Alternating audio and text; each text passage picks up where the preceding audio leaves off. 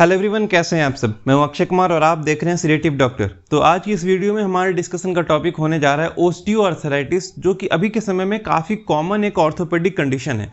पर इस डिस्कशन को आगे बढ़ाने से पहले आप सभी को एक बड़ा सा सॉरी, बिकॉज मैं ये वीडियो लगभग 1 महीने के बाद अपलोड कर रहा हूँ, because there was some family function and some personal issues. इस कारण से मैं इस मंथ एक भी वीडियो क्रिएट नहीं कर पाया। बट नाउ आने वाली आगे की सारी वीडियोज़ रेगुलरली आएंगे, टाइम टू टाइम आएंगे। एक मंथ में 5-6 वीडियोज़ जरूर आएगा हमारा। और जो हमारा दूसरा चैनल है सीरेटिव फिजियो, वहाँ पर भी बहुत सारी लेक्चर्स लाइंड अप हैं, बहुत सारे मेडिकल लेक्चर्स लाइंड अप हैं। तो वहाँ भी रेगुलरली अब सारे के सारे लेक्चर्स टाइम टू टाइम आते रहेंगे। ठीक है, तो चलिए आज के डिस्कशन को हम आगे बढ़ाते हैं ओस्टियोआर्थराइटिस के बारे में।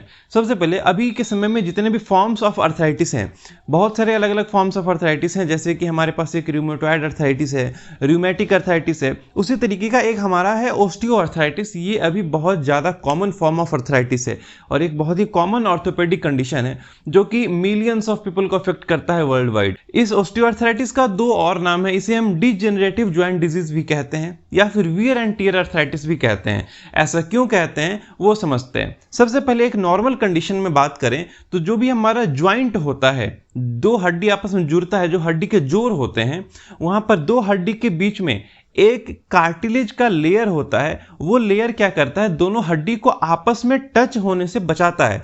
अगर वो लेयर नहीं रहेगा तो हमारे ज्वाइंट का मूवमेंट सही से नहीं हो पाएगा। अगर हम अपने घुटने के बारे में बात करें या अपने पैर के, अपने कमर के बारे में बात करें, तो कोई भी ज्वाइंट हो, वहाँ पर वो ज्वाइंट के बीच में कार्टिलेज होता है, 2 बोन्स के बीच में कार्टिलेज होता है और उसी कार्टिलेजिनस लेयर के कारण हमारा सारा का सारा मूवमेंट सही से हो पाता है। अगर वो कार्टिलेज नहीं रहेगा तो मूवमेंट बहुत ही रिस्ट्रिक्टेड हो जाएगा, मूवमेंट सही से नहीं हो पाएगा और उसके कारण बहुत सारी अलग अलग और दिक्कतें भी देखने को मिल सकती हैं। जैसे वहाँ पे पेन होगा, बहुत ज़्यादा दर्द होगा, वहाँ पर हमें स्वेलिंग भी मिल सकता है, वहाँ पर रेडनेस मिल सकता है, पूरा लाल हो जाएगा वहाँ आपका एरिया। तो वो जो कार्टिलेज है, उस कार्टिलेज का मेन फंक्शन हमारा यही होता है कि हमारे ज्वाइंट को स्टेबल करके रखे और वहाँ के जितने भी मूवमेंट हैं उन मूवमेंट को सही से कराए, उस मूवमेंट को सही से बहुत स्मूथली करने में हेल्प करता है वो कार्टिलेज।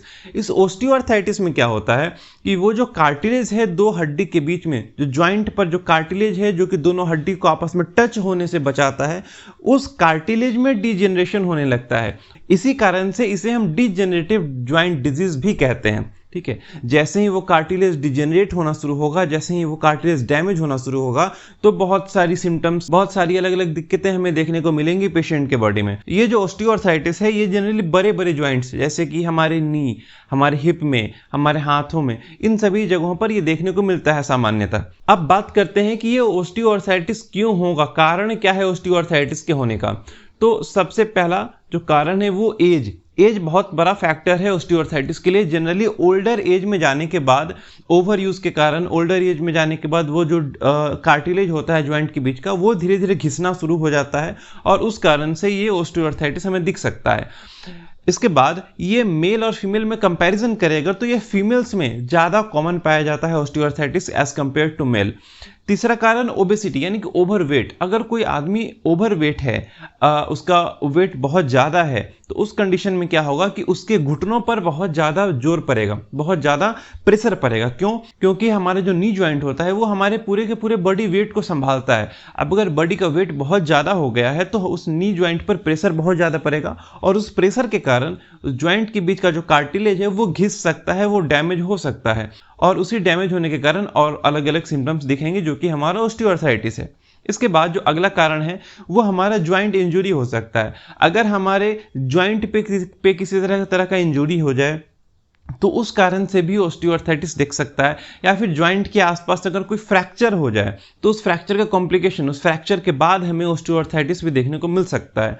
अगला कारण क्या हो सकता है, अगर इस ज्वाइंट पर, किसी ज्वाइंट पर बार बार ओवर प्रेशर, ओवर स्ट्रेस या फिर ओवर यूज हो तो उस कारण से हमें ओस्टियोआर्थराइटिस दिख सकता है। जैसे अगर कोई स्पोर्ट्समैन है, कोई एथलीट है, वो रनिंग करता है बहुत ज़्यादा, तो रनिंग में क्या होगा कि हमारे नी का, हमारे एंकल ज्वाइंट का या इसका बहुत ज़्यादा यूज़ होता है, बहुत ओवर यूज़ होता है और बार बार इस पर स्ट्रेस पड़ता है, या फिर अगर किसी फुटबॉलर का बात करें तो वहाँ भी जॉइंट्स पर बहुत ज़्यादा स्ट्रेस पड़ता है, तो उस कारण से क्या हो सकता है, बार बार लगातार स्ट्रेस पड़ने से, ओवर यूज़ होने के कारण वहाँ का जो कार्टिलेज है वो डैमेज हो सकता है और ऑस्टियोआर्थराइटिस हो सकता है। इसके अलावा जेनेटिक फैक्टर भी है, बहुत सारे केसेस में जेनेटिकली भी ये इनहेरिट होने का चांस रहता है from one generation to another generation. अगला, कुछ डिफॉर्मिटीज़ हो जाएं, अगर हमारा कोई बोन जो कि एक नॉर्मल कंडीशन, एक नॉर्मल स्ट्रक्चर में होता है, उस नॉर्मल स्ट्रक्चर में ना होकर कुछ डिफॉर्मिटी अगर डेवलप हो जाता है हमारे बोन में, हमारे जॉइंट के आसपास, तो उस कंडीशन में भी ऑस्टियोआर्थराइटिस देखने को मिल सकता है। इसके अलावा कुछ मेटाबॉलिक डिजीज़ हैं जैसे कि डायबिटीज़ वगैरह हो गया, आयरन लेवल इंक्रीज हो जाना, इन सभी के कारण भी हमें ऑस्टियोआर्थराइटिस देखने को मिल सकता है। पर इन सभी में से जो सबसे कॉमन कारण है वो सबसे पहला हमारा ओवरवेट है, दूसरा ज्वाइंट इंजुरी है, तीसरा एजिंग है और चौथा ज्वाइंट का ओवर यूज होना। ये 4 सामान्यतः कारण हमें देखने को मिलते हैं हमारे आसपास सारे के सारे ऑस्टियोआर्थराइटिस के पेशेंट्स के अंदर। अब आगे बात करते हैं सिम्टम्स के बारे में कि क्या क्या परेशानियां, क्या क्या सिम्टम्स, क्या क्या लक्षण हमें दिख सकते हैं ऑस्टियोआर्थराइटिस के पेशेंट में।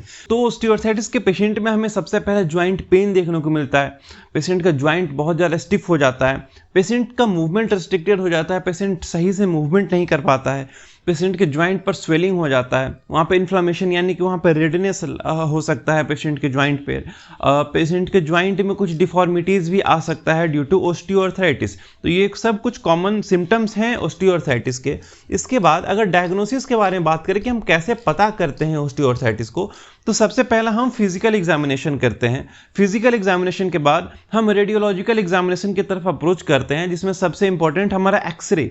एक्सरे से हम ऑस्टियोआर्थराइटिस को पता कर सकते हैं। वो कैसे? तो देखिए, जो भी कार्टिलेज है, कार्टिलेज तो ऐसे भी हमें एक्सरे प्लेट पर नहीं दिखता है, पर अगर कार्टिलेज नहीं होगा तो वो हमें समझ आ सकता है, क्योंकि जो ज्वाइंट का स्पेस होगा वो ज्वाइंट के बीच का स्पेस काफ़ी कम हो जाता है और दोनों बोन्स, दोनों हड्डी आपस में टच करता हुआ नजर आता है। तो इससे हम ये कंफर्म कर सकते हैं कि जो ज्वाइंट का कार्टिलेज है वो कार्टिलेज डैमेज हो गया है और वहाँ पर जो दोनों बोन्स हैं वो आपस में टच हो जा रहे हैं। इसके अलावा ज्वाइंट के आसपास कार्टिलेज के ना होने के कारण बोन का ओवर ग्रोथ भी हो सकता है, जिसे हम बोनी स्पर कहते हैं, तो वो बोनी स्पर भी हमें एक्सरे में दिख सकता है। इसके बाद एडवांस और इन्वेस्टिगेशन के लिए हम एमआरआई की तरफ अप्रोच कर सकते हैं, एमआरआई भी करा सकते हैं, पर एक्सरे से भी हम ये कंफर्म कर सकते हैं कि पेशेंट में ऑस्टियोआर्थराइटिस है। इसके अलावा ब्लड टेस्ट वगैरह ज़्यादातर नहीं कराए जाते हैं इसमें, क्योंकि हमें ऑस्टियोआर्थराइटिस मेनली एक्सरे से ही पता चल सकता है। ठीक है, इसके बाद अब ट्रीटमेंट के बारे में बात करें, ट्रीटमेंट और मैनेजमेंट के बारे में। इसमें मेडिकेशन और साथ साथ फिजियोथेरेपी दोनों चलता है। मेडिकेशन में हम पेन किलर्स वगैरह देते हैं, जैसे एसिटामिनोफेन देते हैं, फिर non steroidal anti inflammatory drugs वगैरह देते हैं इसमें। उसके बाद हम इसमें फिजियोथेरेपी कराते हैं। फिजियोथेरेपी बहुत इंपॉर्टेंट है इसमें।